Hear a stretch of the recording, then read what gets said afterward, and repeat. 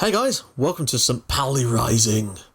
The more I say that, the more I feel like an evil wizard. So, no, I'm just going to stick with it. St. Pauli Rising. It has a cool sort of feel to it. Now, many of you may not know much about FC St. Pauli, so I would say I'm going to educate you, but the fact is I'm not really that clever as it is, so I'm just going to talk a little bit about St. Pauli before we get into this. Basically, St. Pauli are kind of like an alternative football club. They're in the German Fußball-Bundesliga, so the second division.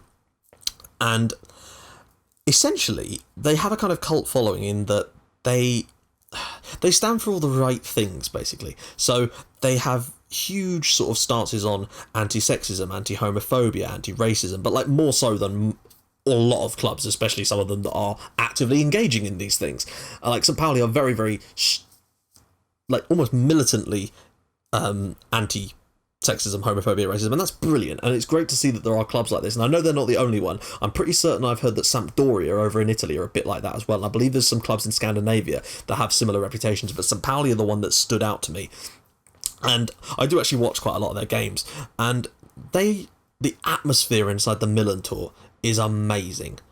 Like, it's deafeningly loud, just watching it on like live streams. It's crazy, and it made me really want to do a series to give a club that stand for the right things a chance at getting some glory. Now, as you can see, they have actually been in the Bundesliga before. They were in it in the early part of the 21st century and were relegated, of course, and in fact in the 90s again, 18th place, finishing bottom, and in fact every single time they've been in it over the past 25 years or whatever, they've been relegated, finishing bottom. They've had a couple of poor seasons, in fact, down in the Bundesliga. Obviously, there was this poor run here, and I believe that's because there was a restructuring of the German lower leagues, so that isn't actually a fair representation of the league they were actually in. I'm pretty certain that was just a regional third division, but there wasn't the Dreiliga at the time. So, that is that. Now, I don't have the kits, because there isn't a kit pack even for the Bundesliga. With the 2014-15 kits, let alone Bundesliga. So what's going to have to happen with that is I'm probably going to have to make them myself, which I don't have the time to do at this exact moment, but you'll probably see those from like episode 4 onwards, maybe, depending on where I can find the time to make them, unless someone comes up with a kit pack really soon, and if you know where I can get a kit pack for this year's kits for the German clubs, then brilliant, and link me in the comments and I'll go and put it in, because I really do like having the proper kits for everything. We've got the badges, which is good. I've also got a license fix on things, otherwise they would have been called Hamburg St. Pauli, which is a little bit insulting to St. Pauli fans, because they obviously are in Hamburg. They are on the Reeperbahn, which is the red light district part of Hamburg. There's a great book about St. Pauli, which is about their history and stuff, which is called, I believe it's Pirates, Punks and Politics, St. Pauli, the cult football club, or something like that. It's brilliant if you're interested in reading it. It is in English, so don't worry about that. And also, I'm going to leave in the description a link to a profile done by a independent football podcast called The Football Ramble, which is about St. Pauli as well, where you can learn all about their absurd but brilliant ways. Like, they have, I believe I don't know if it's still the case, but when I heard it, their chairman is basically, he works in the nude or something like that. He's a really strange fellow, but in the best way possible. So basically, St. Pauli are an alternative football club. That's the way they see themselves, basically. And I wanted to turn the outcasts into a dominant force, and we are going to try and win the Bundesliga with St. Pauli. Basically, that is what we're going to do. Now, this is perhaps not quite so much of a challenge as the Rebuilding Portsmouth series, because we are, of course, only in the second division, but there's still a lot of work to be done. Now, we're going to take a look. I don't suppose I've actually started building any tactics yet on this one yet. No, of course not. I will go on and do that. I'm going to play a very strange tactic with St. Pauli to try something out in this beta, just to see how it works. But you guys will not be privy to that until such time as I've built it, because we're going to try an asymmetric tactic, which is something I've never tried before. But we'll just have to see, and I might try some of the new roles out on this one as well. So we'll just have to wait and see how things go. Now, let's take a look at the you'll notice that the second team is still in fact called Hamburg St. Pauli. That is because the name fix doesn't affect the second teams of the clubs, which is a pain in the arse, but it's just one of those things. So this is the squad. Now, we've got some pretty decent players, to be honest, like the likes of Halstenberg, who is of course injured, so that's annoying. Tom Tribal, which is a great name, and this is the guy that there's a lot of buzz around and believe in even in real life, is this Mark, oh god, right. If someone knows how to pronounce his name, I'm guessing he's got like I'm going to say Croatian, perhaps? Croatian or Polish? No, I'm going to say Polish. He's got to have Polish. He's got to be... Possibly... No, okay, fair enough. Sorry, he has a very Polish-sounding name. Mark... Is it Zakowski? Zakowski? If you could phonetically spell his name in the comments, please let me know, because I want to get it right, since he's going to be involved in quite a lot for us this year. He's going to be an important player for us. This is a guy we have on loan. This is Lassie Sobek, who we've got from... We've actually got him on loan from Hamburg, who are our main rivals, basically. They are massive rivals with St. Pauli, both in the same city, and obviously Hamburg are the big club in... the big boys in town, so to speak, and St. Pauli, despite having a 30,000 capacity stadium, have never really hit that kind of level. Now, you notice that we're in a lovely sort of brown colour. That's because St. Pauli play in brown. They have some really nice kits, though, so I would love to get one of those into the game. Now, we've got Jan-Philipp Kalla, who... Yep, that's decent. We've got some alright players. Gurlitz. Actually, let's just go to squad depth. That way we can see who's actually the best for the positions. Right. Goalkeeper, Schorner. Yep. And Herwagen. Decent. But Schorner is a great keeper. I've seen him in action this year. He's pulled off some hell of a saves for St. Pauli in the league. So, right-sided. Yeah, actually, we've got a very, very strong right side here with Nerig and Kalla. And even Thorant isn't awful. And the left is a pretty similar story. Marcel Halstenberg, Sebastian Schachten, and Bubala. That's actually pretty decent. Defence-wise, we are looking very, very strong. Søren Gunther, who is the captain, and obviously our loanee, as well as Thorant, can play in the centre too, which is cool. It's good that we've got some strength in defensive midfield, because I'm thinking about using one in our new system. Not really caring about those. I don't think I'm going to be using right or left mids either. Treibel and Kringer can both play in the middle, and Daub can also play in there.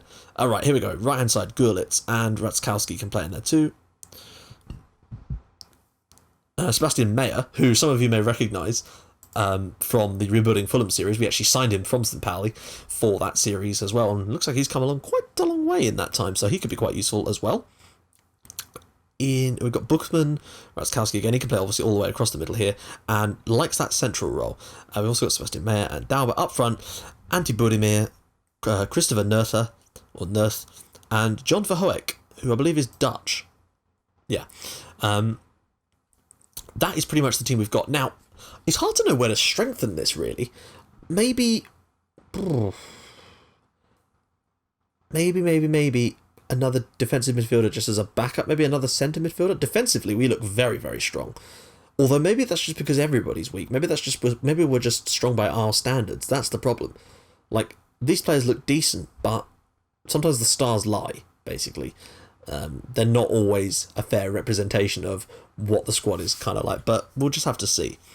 So let's just take a look at our under our second choice side, essentially. Not second choice, but our second team. I still don't know what the Black Stars... What do the Black Stars mean? Is that because it's a range of potential? Like, if anyone has yet figured out what the Black Stars mean yet, then let me know, because I'm kind of curious than myself. But this guy here, Nico Empen, who is a young German striker, but he has got some real talent, and I very much look forward to getting him some games for us this year. I think he's got some real quality. His ability isn't there yet, but my god, the potential is off the charts.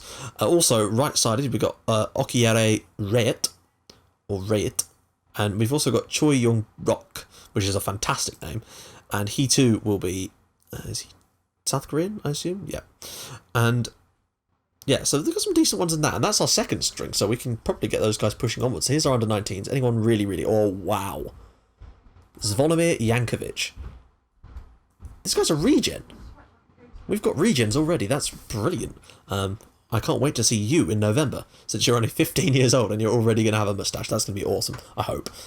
He is a left-back, but my god, the potential on this lad. That's pretty sweet. He's certainly going to be worth a lot of money, if nothing else. So he's definitely one to watch out for. It's a shame he's not a real player. St. Pauli would love a player like that. But yeah, we're going to definitely be developing Zvonimir Jankovic into something special. He's only 15. Jesus. Wow. Okay, so very, very pleased to see someone like that in our youth academy, so to speak. I don't really know what our youth facilities like, to be honest. Let's have a look, see what our facilities are like. Facilities. adequate corporate facilities, good youth facilities, youth stadium. Now this is a cool thing I've noticed. I didn't notice it. It's not on St. Pauli. I don't think the training facilities are.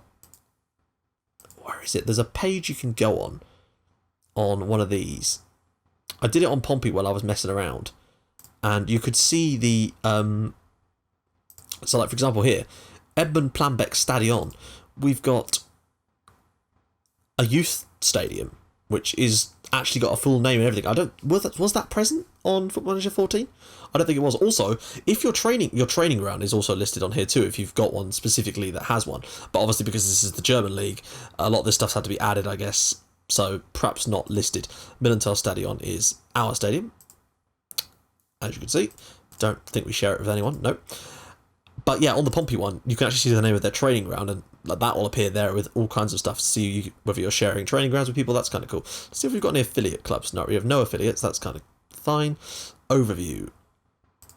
Competitions, landmarks, managers, records. Yep, fair enough. Right, so that is basically that. Now, my basic plan is to go out and sign a couple of players, try and bring some in for the start of the season. We've got a friendly against Sunderjusk, if that's how that's pronounced. That is literally one of the most difficult things I could possibly say. Is that pronounced Sunderjusk? Why is there a capital E on the end? Is that deliberate? Anyway, and then we've got Ostbahn, SV Austria Salzburg, and then we've got Utrecht. So that's a pretty small amount of friendlies. Hopefully we can get some wins there. We start off the season against Red Bull Leipzig, and they're newly promoted, but as you could probably guess, with being a Red Bull-backed team, they've got a bit of money. Yeah, they're pretty loaded, as far as I can remember, so that will be quite a difficult one, because they're almost certainly going to go out and buy some ridiculous players. They've got a 44,000-seater stadium. That's incredible. We don't have a draw for the DFB-Pokal, which is the German Cup, yet, and that's about that. So in the next episode, we will be coming back and talking about things just before the Red Bull Leipzig game, where you can see my new tactic. I'll walk you through my plans, and we will talk about the players that I've managed to bring in, hopefully, by that point. But if not, there's still plenty of time, because there will be the one more month to play through before I get to that point. So if you've got any suggestions of players I could sign and pick up, maybe any ideas for me, let me know in the description. Right, so if we can get a big like for this new series, that'd be amazing. If you're looking forward to it as much as I am, hit that like button, and maybe even subscribe for more cool stuff. I'm going to be doing this and rebuilding Portsmouth for the foreseeable future, but I will also be doing some tutorials, because I'm going to have to build my own kits for this, so I may as well do a tutorial on how to do that. Why not? I'm also going to do some experiments, so if you've got any ideas for experiments, drop those in there too, and I will see you guys at the start of the season. Bye-bye.